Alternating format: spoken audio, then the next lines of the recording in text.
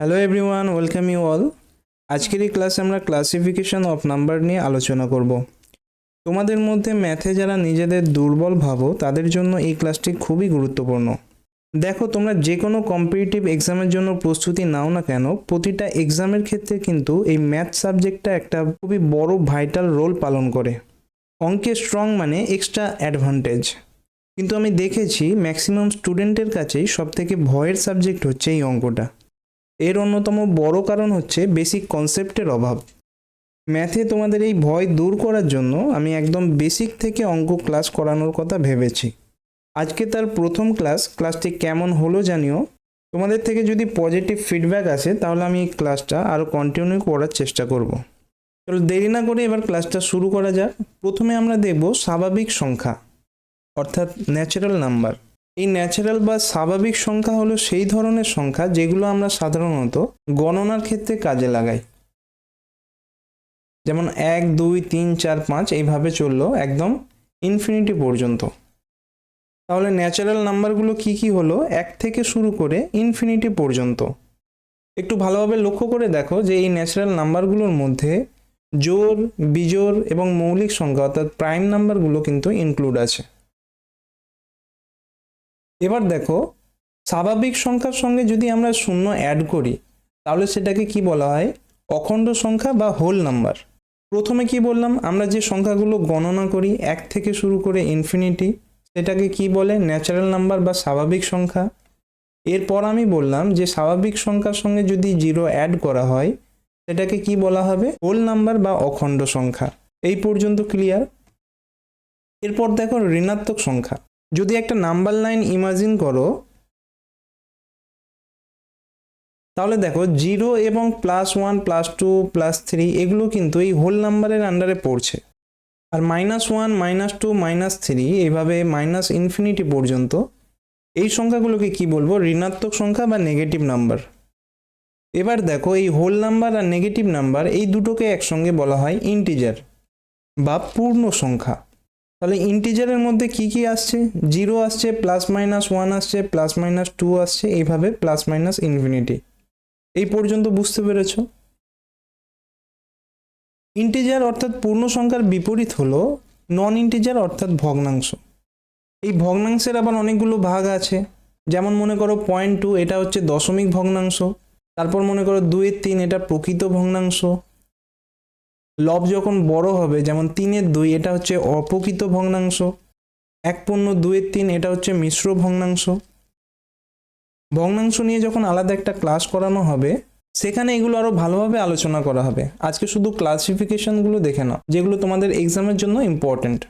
এবার দেখো এই যে ইন্টিজার এবং নন ইন্টিজার এই দুটো মিলে কি হচ্ছে? রেশনাল নাম্বার বা মূলদ সংখ্যা। মূলদ সংখ্যার এমনি সংজ্ঞা কি দেখেছো না? কোনো সংখ্যাকে যদি p/q আকারে প্রকাশ করা হয় যেখানে q এর মান 0 হবে না, এই সংখ্যাগুলোকে রেশনাল নাম্বার বা মূলদ সংখ্যা বলা হয়। আর এই মূলদ সংখ্যার আন্ডারে ইন্টিজার আসছে, নন ইন্টিজার আসছে। ইন্টিজার আসছে মানে ন্যাচারাল নাম্বার আসছে, 0 আসছে, প্লাস নেগেটিভ সংখ্যাগুলো আসছে। প্রত্যেকটা এই সংখ্যাগুলোকেই কিন্তু এই p/q আকারে প্রকাশ করা যায়। এখানে অনেকের মনে প্রশ্ন আসতে পারে যে কোনো পূর্ণ সংখ্যা যেমন 5 এটা কিভাবে p/q আকারে প্রকাশ করা যাচ্ছে? তো এটা একদম সিম্পল লজিক। 5টাকে 5/1 আকারে লেখা যায়, সেজন্য 5 একটি মূলদ সংখ্যা বা রেশনাল নাম্বার। তাহলে এই পর্যন্ত ক্লিয়ার হয়েছে? প্রথম আমি কি বললাম? ন্যাচারাল নাম্বার বা স্বাভাবিক সংখ্যা, যে সংখ্যাগুলো আমরা গণনার ক্ষেত্রে সাধারণত কাজে লাগাই 1 থেকে শুরু করে ইনফিনিটি। তারপর আছে শূন্য। শূন্যর সঙ্গে যখন ন্যাচারাল নাম্বার অ্যাড করব সেটাকে কি বলা হয়? হোল নাম্বার বা অখণ্ড সংখ্যা। অখণ্ড সংখ্যার সঙ্গে নেগেটিভ সংখ্যা যখন অ্যাড করব তখন তাকে আমরা কি বলবো? ইন্টিজার সংখ্যা। এরপরে ইন্টিজার আর নন ইন্টিজার এই দুটোকে একসঙ্গে কি বলা হয়? রেশনাল নাম্বার বা মূলদ সংখ্যা। এবার আমরা মূলদ শিখলাম, বাকি কি থাকলো? অমূলদ বা ইররেশনাল। এই অমূলদ সংখ্যা হচ্ছে মূলদ সংখ্যার ঠিক অপোজিট, অর্থাৎ কোনো অমূলদ সংখ্যাকে p/q আকারে প্রকাশ করা যাবে না।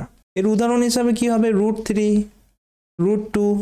তারপর তোমরা পরিমিতির ক্লাসে যেটা ইউজ করো পাই। এরপর হায়ার ম্যাথামেটিক্সে এর মান বার করো, সেটাও হচ্ছে অমূলদ সংখ্যা। তাহলে অমূলদ সংখ্যাগুলো কি সেটা বুঝতে পারলে? এবার এই মূলদ এবং অমূলদকে একসঙ্গে বলা হয় রিয়েল নাম্বার বা বাস্তব সংখ্যা। তাহলে আরও একবার দেখো, বাস্তব সংখ্যার আন্ডারে কি কি পড়ছে? মূলদ সংখ্যা এবং অমূলদ সংখ্যা। মূলদ সংখ্যার আন্ডারে কি পড়ছে? ইন্টিজার এবং নন ইন্টিজার। ইন্টিজারের আন্ডারে কি পড়ছে? নেগেটিভ হোল সংখ্যা। হোল নাম্বারের আন্ডারে কি পড়ছে? জিরো এবং ন্যাচারাল নাম্বার। এবার আমরা বাস্তব সংখ্যা পেলাম, এর অপোজিট হচ্ছে অবাস্তব সংখ্যা বা ইমাজিনারি নাম্বার। একটা উদাহরণ দিই, যেমন মনে করো √1, এর মান কত? 1। তাহলে √1টা কি সংখ্যা হলো? পূর্ণ সংখ্যা বা ইন্টিজার। এরপর মনে করো রুটের ভিতরে -1 আছে, তো তার মান কিভাবে বার করবে? এর মান বার করা যায় না, কারণ এটা হচ্ছে একটা ইমাজিনারি নাম্বার বা কাল্পনিক সংখ্যা, যেটাকে আই দ্বারা ডিনোট করা হয়। আই মানে আয়োটা। দেখো, স্টেট লেভেল বা সেন্ট্রাল লেভেলের যে মাধ্যমিক এবং হায়ার সেকেন্ডারি লেভেলের এক্সামগুলো আছে, সেখানে কিন্তু এই ইমাজিনারি নাম্বার থেকে খুব একটা প্রশ্ন আসতে দেখা যায় না। তাও তোমরা নলেজ পারপাসে শুধু এতটুকু জেনে রাখো যে আয়ের মানটা কত? রুটের ভিতরে -1। তাহলে আই স্কোয়ারের মানটা কত হবে? √1 তার স্কোয়ার, অর্থাৎ -1। এই -1টা কি সংখ্যা? সেটা হলো ইন্টিজার সংখ্যা। তাহলে এখান থেকে তোমরা আরও দুটো পয়েন্ট নোট ডাউন করবে। প্রথমত কি, যদি তোমাদের পরীক্ষায় এমন দিয়ে দেয় যে 4i এটা কি সংখ্যা, 4টে অপশন দিল, মূলদ, অমূলদ, বাস্তব সংখ্যা এবং কাল্পনিক সংখ্যা, তাহলে সঠিক উত্তর হবে কাল্পনিক সংখ্যা। একদম বেসিক কনসেপ্ট, যদি জানা থাকে মনে হবে খুবই সোজা, না জানা থাকলে মনে হবে কোথা থেকে এই ধরনের প্রশ্ন দিল। ঠিক আছে, আরেকটা পয়েন্ট নোট ডাউন করবে যে এই আয়ের যদি স্কোয়ার করে দিই, সেটা কিন্তু আর কাল্পনিক সংখ্যা থাকলো না। কারণ কি, এর মান হচ্ছে -1। আর এই -1টা কার আন্ডারে পড়ছে? এখানে বাম দিকে দেখো নেগেটিভ সংখ্যা। নেগেটিভ সংখ্যা মানে সেটা কি না, ইন্টিজার সংখ্যা। আমরা এতক্ষণ কি কি দেখলাম আরও একবার ছকের মাধ্যমে দেখে নাও। প্রথমে কি আছে? ন্যাচারাল নাম্বার বা স্বাভাবিক সংখ্যা।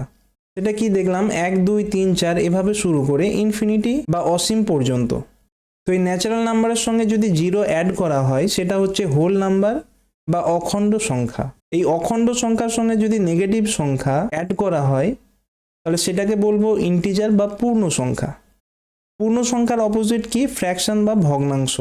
আর এই দুজনকে একসঙ্গে কি বলা হয়? রেশনাল নাম্বার বা মূলদ সংখ্যা। মূলদের অপোজিট কি আছে? ইররেশনাল বা অমূলদ। আর মূলদ সংখ্যা এবং অমূলদ সংখ্যা এই দুটো মিলে কি হয়? রিয়েল নাম্বার বা বাস্তব সংখ্যা। আর বাস্তব সংখ্যার অপোজিট কি হবে? ইমাজিনারি নাম্বার বা কাল্পনিক সংখ্যা, যেটা একটু আগেই দেখলাম যে আয়োটা। তাহলে নাম্বারের এই ক্লাসিফিকেশনগুলো তোমরা বুঝতে পারলে। আচ্ছা, এখানে আরেকটা কথা মনে রাখবে, মনে করো একটা সংখ্যা আছে যেখানে রিয়েল নাম্বার এবং ইমাজিনারি নাম্বার দুটোই আছে, যেমন 5 + 2i। এই ধরনের সংখ্যাগুলোকে কি বলবো? Complex number.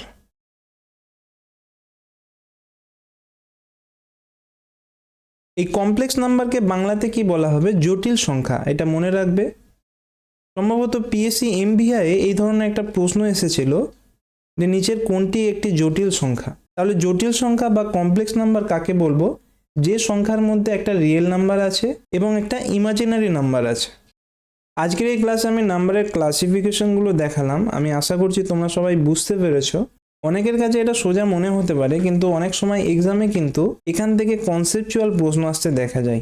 আর ওই সময় integer, rational, irrational, real number এইগুলো খুব গুলিয়ে যায়। মানে কোনটা কার আন্ডারে হবে সেটাতে আর মাথা কাজ করে না। সেজন্য এই চারটা তোমরা ভালোভাবে নোটিস করবে এবং চেষ্টা করবে যাতে না দেখে নিজেরা লিখতে পারো। ক্লাসটা যদি তোমরা বুঝে থাকো তাহলে একটা ছোট অঙ্ক দিচ্ছি, এটা কোন সংখ্যা হবে বলে দেখাও। 4i তার স্কোয়ার। প্রথম অপশন হচ্ছে রিয়েল নাম্বার, দ্বিতীয় অপশন হচ্ছে রেশনাল নাম্বার, 3 নম্বর অপশন হচ্ছে ইররেশনাল, আর চতুর্থ অপশন হচ্ছে ইমাজিনারি। এই চারটে অপশনের মধ্যে কোনটা বা কোনগুলো সঠিক উত্তর হবে তোমরা দেখা মাত্র অ্যান্সার করার চেষ্টা করো। যদি ধরে নিতে পারো তাহলে কমেন্ট সেকশনে জানিও। এই ক্লাসটি নিয়ে আরও কোনো প্রশ্ন থাকলে সেইটাও কমেন্টে তোমরা জানাতে পারো। Thank you for watching.